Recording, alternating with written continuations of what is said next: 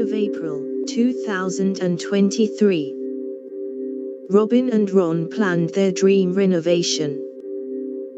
Then everything changed. This stunning, completed Californian bungalow in a tightly held suburb offers no clues as to the challenges involved in the renovation.